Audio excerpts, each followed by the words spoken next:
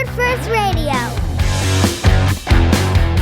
Hey, what's up, you guys? Welcome to Word First Radio, the podcast brought to you by Word First Ministries. I am your host, Jacob O'Neill, and as always, I'm joined by my friend Cameron. Aloha. And Cam, today we're doing another episode of When Norwegians Ask. Yeah, we are. So what's awesome is when you do evangelism and do things like we shared last on one of our podcasts about that we do a Skepsiskveld, we get to encounter more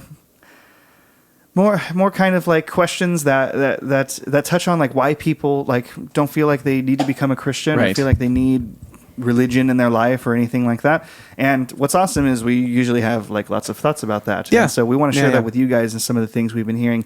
And something I remember hearing for the first time back in when we did Skeptics Week a little while back, months ago, is there was one of the evening lectures. One of the topic was, what did Jesus rise from the dead, and what difference does that make? Mm-hmm. And some of people's responses to that question when they heard that we were going to be talking about that was very interesting to me, and something I don't ever remember hearing in any other context. Yeah. Cam, what were people saying to that question? Yeah, so I'll answer that in kind of an abstract way. Sure. And that is the differences I noticed between Americans and Norwegians. So Norwegians in general tend to be more secular and have a lower view of religion in the sense that it has less to do with their lives. It's the kind of thing that intelligent people have left behind. We don't need that anymore. Just like we don't need bloodletting and leeching and whatever. So it's the kind of thing that we've left behind. But they're also more respectful than Americans of the tradition and the things that we do. So it's like if that brings comfort to your life and gives you an opportunity for community and helps you to make sense of the questions that either you don't have a scientific grasp on or science hasn't quite gotten to or given a good answer to yet, then good for you, like more power to you. But there's no sense in which they think these things are real. And so that in the United States, it's different. In the United States, so here in Norway, we meet people who are Christians who don't believe in God, and they don't think that's weird. In America, that's very weird for somebody to say, I'm a Christian and I don't believe in God. Right. That's a weird thing to have to get. And I feel like that's related. So in the United States, I don't know exactly how to explain it, but we wouldn't hear things like, well, did Jesus rise from the dead? We never hear the second half. And what does it matter if he did? Sure. Because we take for granted that everybody understands. If Jesus rose from the dead, then you become a Christian. Yeah. That's what you do. And people generally do, if they're not religious or not a Christian, generally do have that understanding, at least in my experience talking to non-believers, because the first thing they'll tell me is like, well, I don't think he was God or he rose from the dead. Right. Because they know that if he was God and if he did rise from the dead, that has serious implications. But yeah, go ahead. Yeah, and I don't know that it's as Americans we figured out more. I think it's just part of the air that we breathe, that people who believe that Jesus rose from the dead are Christians. And so you commit to that worldview or something like that. I'm not trying to sociologize it or psychologicalize it. Sure. But it just seems like that's part of the air we breathe. And in Norway, those are separate things, and that was surprising to me. And it was surprising to me to hear people say some version of.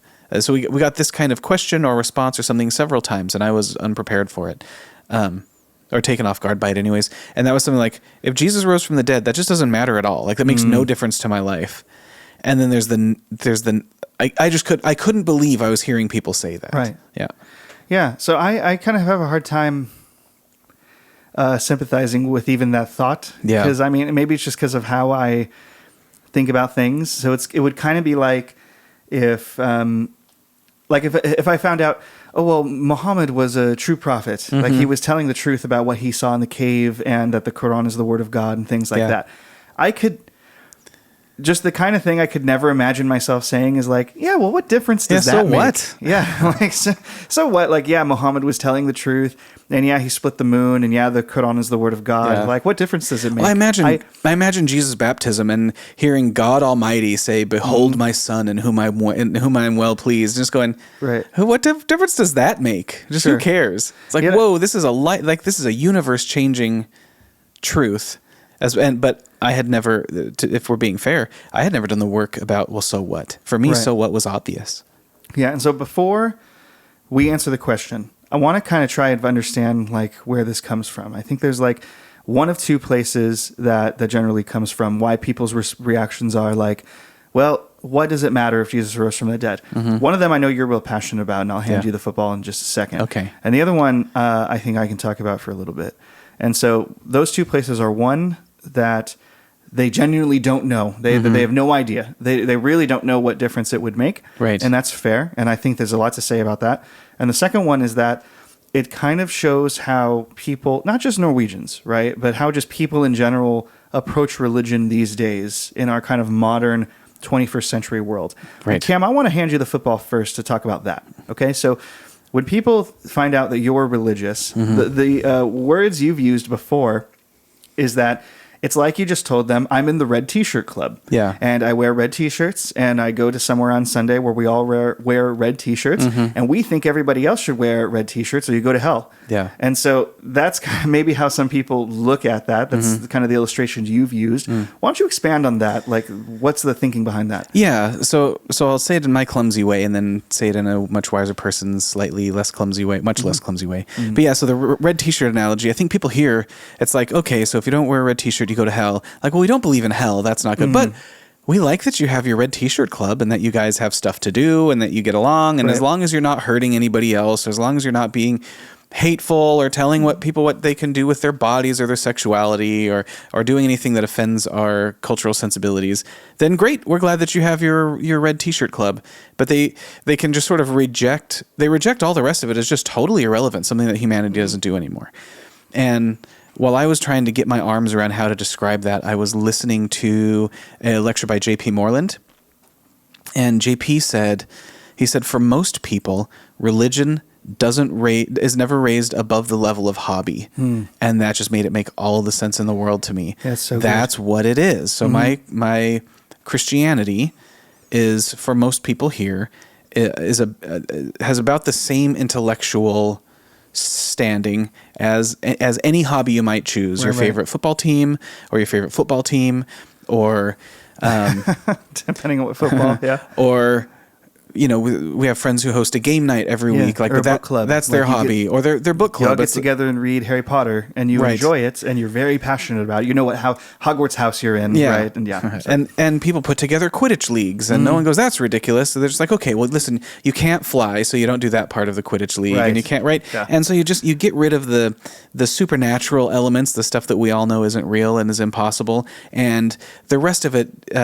The rest of what you're left with is okay if that's if those are the people you want to spend your time. Like if you want to be with other nerds, okay. Or if you want to LARP, okay. I'm not going to call you King so-and-so and you have no authority in my realm, but if that's how you want to spend your time, that's fine. And not only do I have no problem with that, but as long as you're not hurting anyone else, I support your decision and I support you in your efforts to do that because I'm glad that you have that kind of thing in your life. And I think that, again, I don't want to sociologize. I don't know if that's a word, or psychologize or assume what people are thinking, but that's how I receive it. That's how it feels to me, is something like, well, I'm glad you have that hobby, but no, I'm not coming to your Harry Potter book club because what difference does it make? It's like if I told you Harry Potter was real, like what difference would that make? And I don't know if that comes from a place of just out and out skepticism. Like, I don't care how many times you tell me Harry Potter's real. We all know he isn't. So I'm just not interested in hearing an argument for his existence.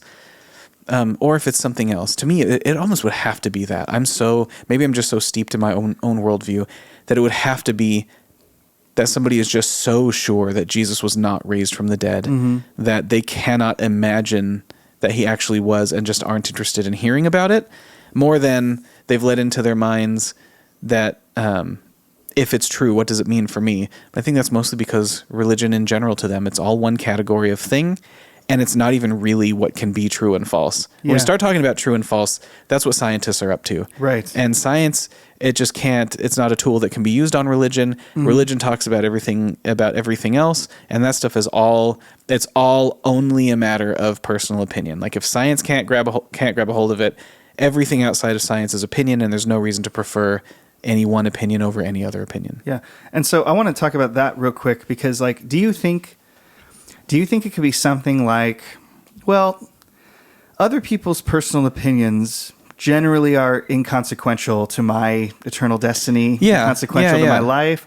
So it's like, man, what are the chances that just one more personal opinion that just so happens to be about Jesus, which everybody seems to have a personal opinion about Jesus.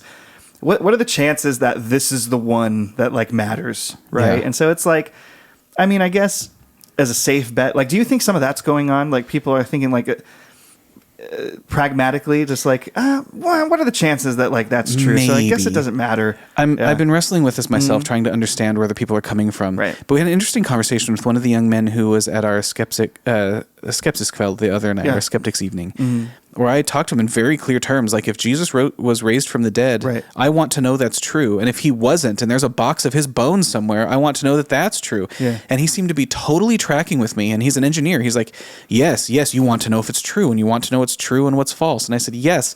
And I want to have only true beliefs about the world. So something, if it's false, I want to know that it's false and disbelieve it. And I want all of my beliefs to be true beliefs. He's like, yeah, totally. He goes, but faith is a different thing. It's and then he's like, it's like it's like a personal myth. So you want to know if it's true, but then it seemed like the step that he took was like, but when it comes to faith things or religious things, whether they're true or false is personal and not public. It is.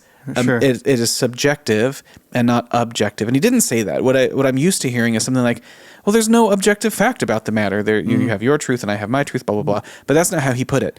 He was like, when it comes to those things, we have personal myths. And we use those myths because that's what makes sense of these other things that science doesn't have anything to say about. And so they can be true. So you choose the one that's true for you, and that's what truth is. Right. And it's like, I think what he was saying, and I'll see him again next week. So if I'm wrong and I need to correct myself, I would be glad to do that. But I think what he's saying was something like, when it comes to science, there's objective truth. Sure. You can test things, you can weigh things, you can go look out in the world and see if your theories match up with what we see in the universe. But anything outside of that, that's not the criterion for truth or falsehood. It has nothing to do now with whether what you're saying comports with reality. In that sense, truth and falsehood is, does it work for you in some way? Right. Does it tell the right kind of story for you? Does it whatever? And so in that sense, of course you want to know if Jesus being raised from the dead is true or false. And for you, it's true. And to say that it's true is not to say that there's some external event and that you're making a true claim about that external and publicly available event that can be investigated, blah, blah, blah. But to say that it's true that Jesus was raised from the dead is to say that it fills certain needs for you as a believer. Yeah. Or as a something like that. I think I'm understanding the contours and feeling around the edges of what he was saying. But that's interesting to me. Yeah. Well, I mean, like, because isn't that how so many people like approach not just religious questions, but I mean about how just truth in general? Because I mean, there would be people who would take it further than him and say like, I mean, no one can be wrong about anything. Everybody just kind of has their own truth.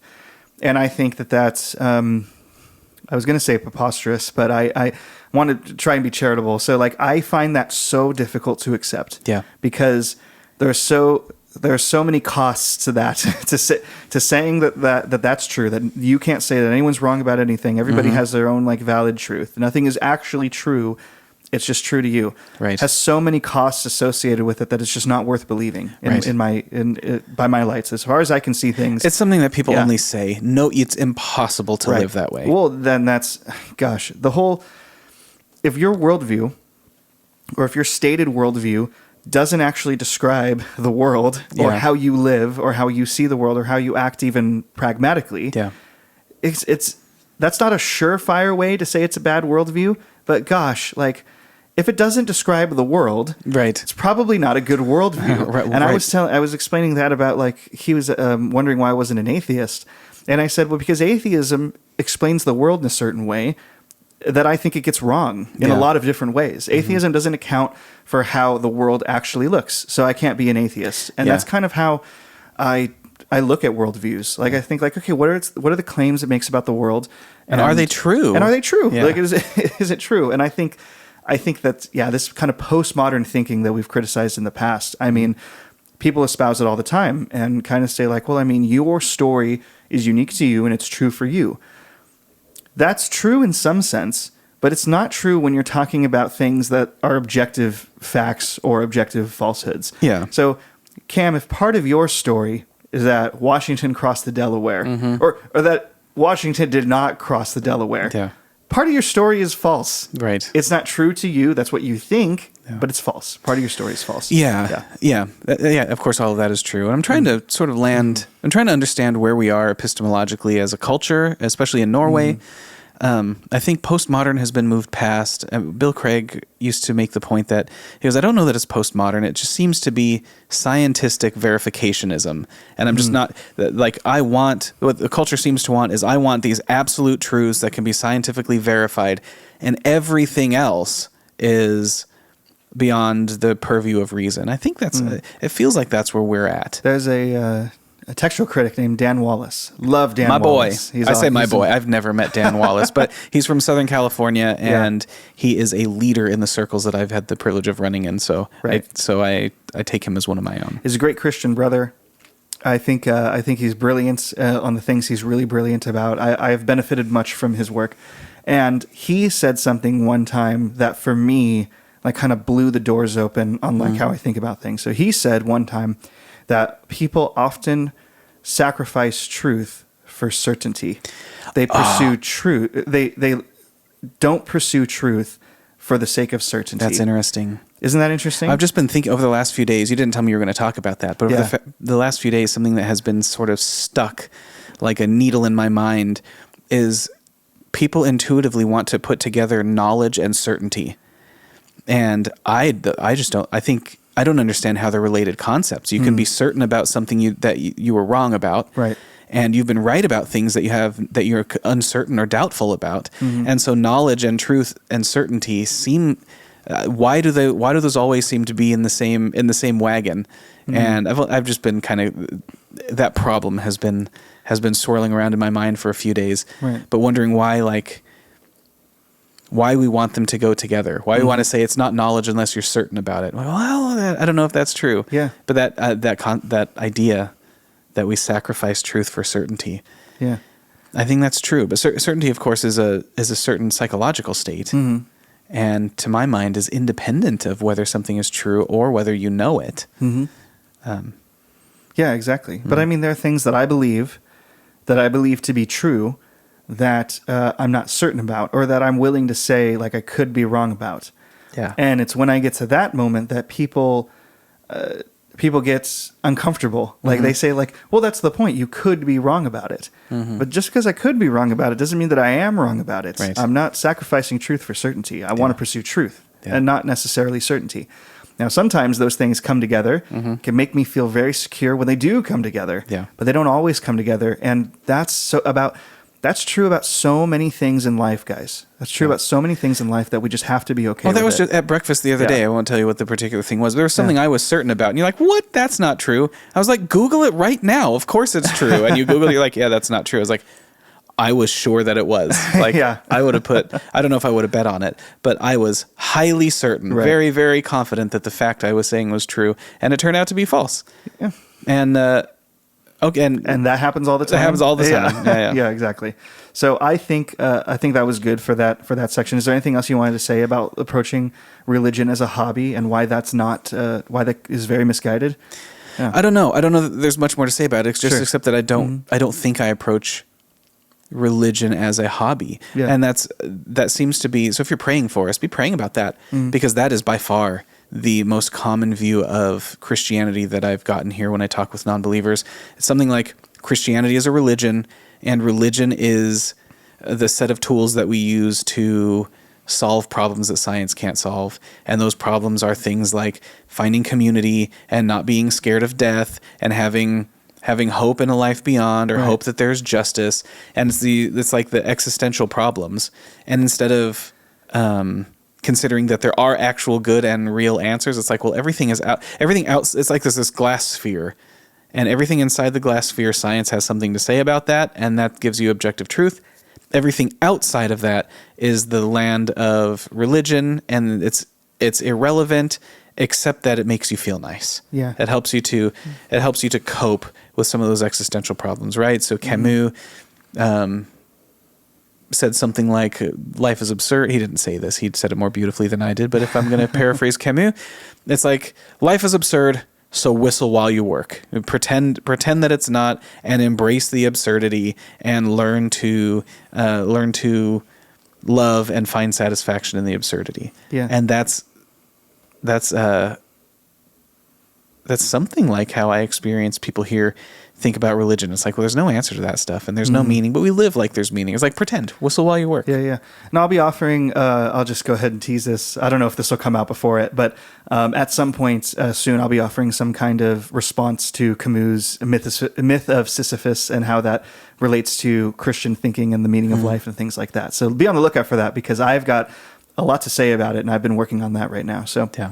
Okay, so let's move on to the second thing before we actually answer the question, okay? Okay. So the second thing that I think that this touches on is that people just don't know. They have no idea. Yeah. And the reason why I think that this is important to talk about kind of touches on something we mentioned on the podcast weeks ago about Skeptics Week, where I met someone again who had never heard the gospel before. How about let's talk about that for just a second, about when we think about like unreached people group. Yeah. Isn't that crazy? And we think about like people who've never heard the gospel. You don't think about Norway, do you? No. Or you don't think about Scandinavia, No, at least. definitely not. Yeah. All of our flags are crosses. Yeah, all of our flags are crosses. We've got churches everywhere. Yeah. We all, and we're a first world country. We're connected to the rest of the world. We've got internet. We've got a very stable infrastructure. We live very comfortably here. Things like that. And you just would not expect an unreached people group to look something like this. No. You would expect it to look like some places like in Asia or Africa, or like pockets of North Korea and China, right? But here, Cam, we meet people on a regular basis who have never heard the gospel, to the point where they're like, well, what difference does it even make if it's true? Right. What are things you have to say? What are some of the 1,000 things you probably want to say about that? Yeah, it's so we think about unreached people groups, and it's really interesting. Yeah. Because Norway is not unreached, but it's almost like it's not that the gospel hasn't made its way here. Right? There's been a powerful gospel presence in Norway for over 1,000 years. Exactly. That persists to this day. That persists to this day. We know them who preach the gospel to people. And Norway has an official religion, was officially a Christian nation, and only several years ago was did they make Norway not officially a religious state? So the state church, which is still a department of the government, it just isn't the official religion of Norway, and the king is not the head of the church. That's really recent. Right. Like in that sense, the United States has a couple hundred years of religious progress on Norway, but Norway is so much more secular than the United States is. And so, unreached in this really weird way where nobody knows the gospel, but its influence is everywhere. It's not all encompassing. When I say its influence is everywhere, it's not because they're Christians. It's like nobody's Christian anymore, but the people here, their values, the things they think are important, their ideas about how to live well and how to not live well are all like thoroughly Christian. But they have no idea where it came from. And so it's like they've forgotten the gospel. But or it's what still, it means. Or what like it means, but counts it's still for. here and it's everywhere. And like it's still part of Norway's constitution that the king has to be a Lutheran. Did you know that? I did not know that. I found out just right now. Yeah. But he's not the head of the Church of Norway. Anyways, so what are some of the 1,000 things running through my mind when somebody has not heard the gospel? It's I don't know. I don't even know how to make sense out of them. It's just like a cloud of chaos. Because the people don't even have the categories to begin to understand the gospel. So we talk about sin and redemption and eternity and God, and we just aren't talking about the same thing. And I guess I never realized the advantage of the American context, which is we have the same basic structure. The same basic concepts and categories. And here we don't have the same basic concepts and categories. When you start talking about things that I thought were universal ideas or easy to understand, people don't understand them, and you sound like a religious cuckoo. Yeah. That's been true. I mean, we've had that unique challenge here. And we've talked briefly about how we navigate that, like when we're talking with people that we've gotten good feedback on from gospel workers here, and from the people we've shared it with. And I think we talked, if you want more of our thoughts about that, you can check out. I would recommend to check out our episode about Skeptics Week, where it was the part 2. I don't remember what it was called, but I think it's called Skepsisuken Bergen, Badigan, where we all of us, me, Cameron, and Alan in Motown, share our stories about evangelizing that week. Yeah. And we talk a little bit about how we navigate those kinds of conversations and those topics. So I'd actually recommend anyone listening to that to go check out those episodes. But I think that kind of reaction, like, okay, what difference does it make if Jesus rose from the dead at all? I think it really bears on that people don't really know. It's a culture that is so saturated, in quotes, with Christian values and Christianity, but has really forgotten kind of like what it counts for. Yeah. And also, I mean, that's true of the U.S. That's true of a lot of places that have a Christian history. Yeah. It might not be true to the same intensity in the United States, but we're definitely headed there. A lot of people are forgetting what it counts for. Well, yeah, and it's interesting. There are other cultures where Christian values are wildly foreign. Yeah. So you go to a place where you go, no. We take care of the poor and the sick. Like, what? Why would we do that? The reason they're poor and sick is because they're experiencing the justice of something they did in a previous life. So we don't. And the reason that we are experiencing wealth and comfort is because we're being rewarded justly for the righteous way that we lived in a previous life. And so you have these weird Jesus ideas about caring for poor people, and it's like, what? Like, that doesn't make sense. It'd be like rewarding wickedness. Yeah. And in those places you go, okay, well, I see the difference. I see the difference in our worldview and how we value opposite things and where it comes from. Here it's a little bit more difficult because they have they value the same things. Here in Norway, you ask people, what do they value? And they tell you, I mean, it's slightly deistic, I guess, and they don't know really where it came from, and they don't understand it as being connected to or related to the gospel. But it's like, well, you take care of people who need help, and you make sure that you're not a burden on others.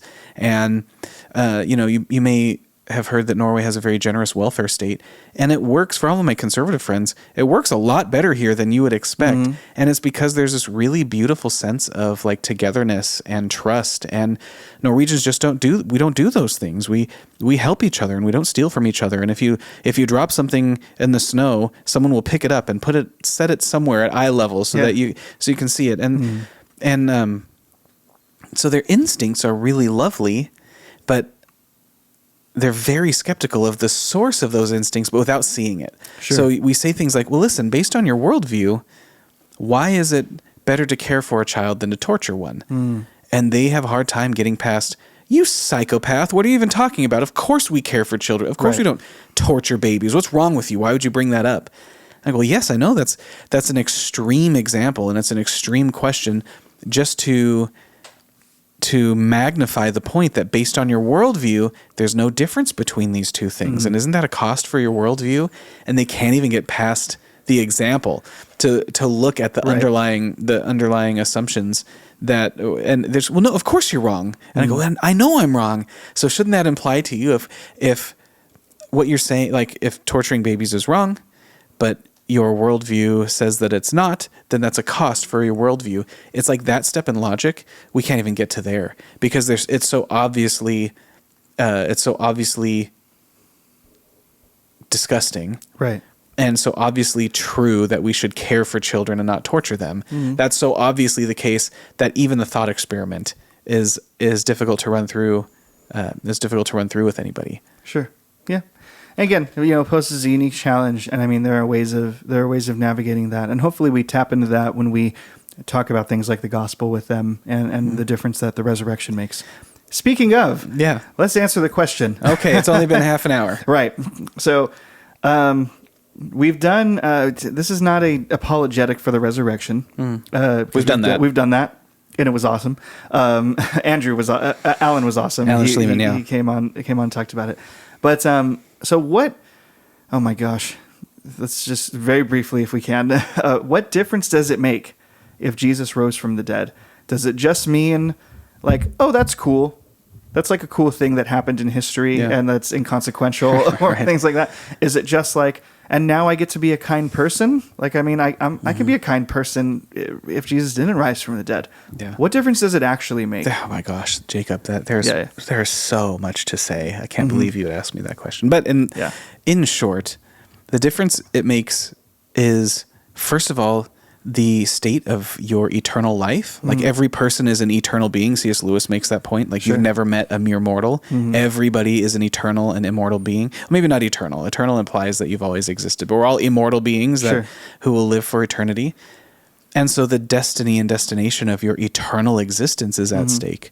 And it's because that Jesus died and lived that God forgives our sin and makes it possible to live for eternity in the house and kingdom of God.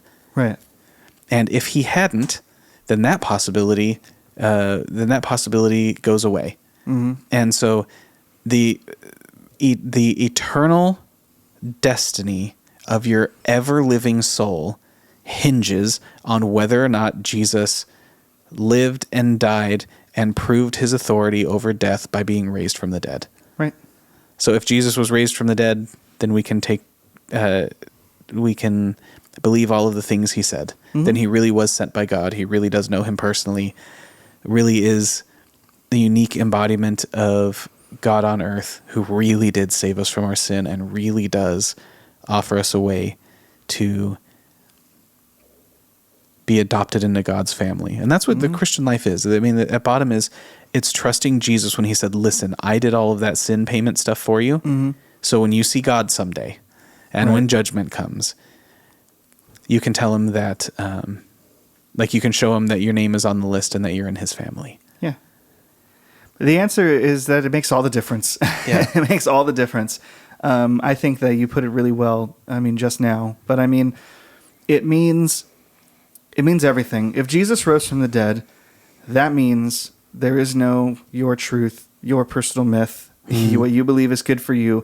It means that Christianity, as embodied in Jesus, is right and everyone else is wrong. Yeah. If he rose from the dead. Yeah. That's what that means. That means that we can take him seriously when he says, I'm the way, the truth, and the life, and no one comes to the Father but by me. Right. It means that your sins can be forgiven. It means that the relationship with the God that made you can be restored permanently.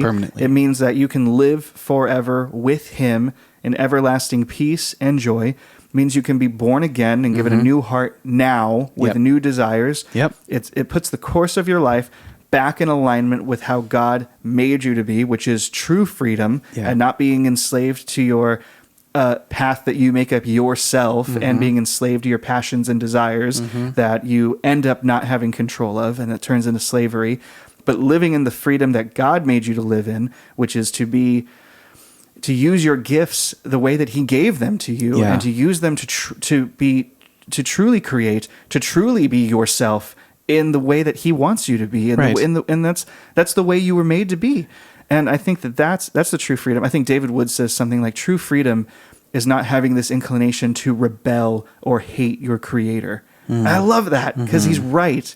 And you think that true freedom is deciding your own path. Right. And what you find out is that the path that you decide is actually a jail cell that you put yourself in, and you can't get out, and you feel like you're compulsed. You're like, oh, I can quit whenever I want this path that I'm on. And then you try to, and then you realize you can't. Right. That's true slavery. But true freedom is living in the way that God made you to be, which is how you can truly find a fulfillment and purpose. And if Jesus rose from the dead, that means that all of that is true.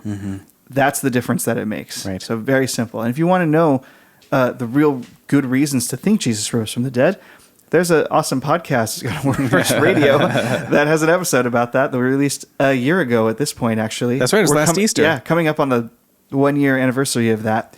But anyways, there's also other great resources for that. But, whether Jesus rose from the dead or not is not inconsequential. It's not inconsequential if it's true or if it's not true.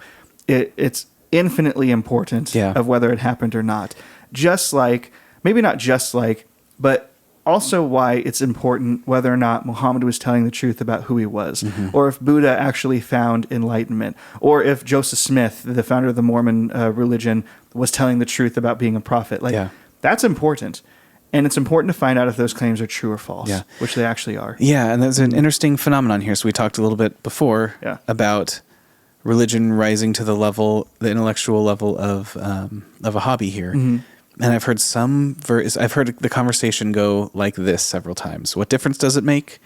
Well, the difference is you can live forever with God in His kingdom, or you can live forever separated from God in a place called hell.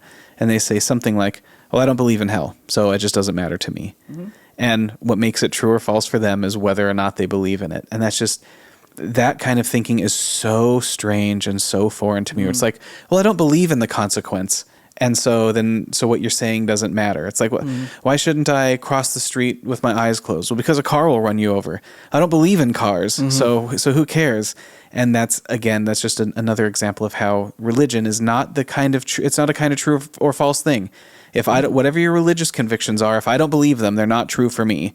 And so there is no chance of eternal separation from God, because I don't believe there is. And we are learning and struggling to know how to break through that, to communicate with people whose basic assumptions and convictions are so different from mine. Yeah. Thanks for that. I think that's a good note to land on. So everyone who's listening, thank you so much for listening. We appreciate your viewership, and please keep praying for us as we seek to learn to navigate that and have these conversations with people. But it was good to get all of our thoughts about it right here on video or on audio, so that I guess if anyone else just asks us on the street, we'll just send them this. No, maybe. Anyways, we'll see you again next week. God bless. Thank you for listening to Word First Radio. Be sure to like, subscribe, and check us out online at wordfirst.us. Yeah!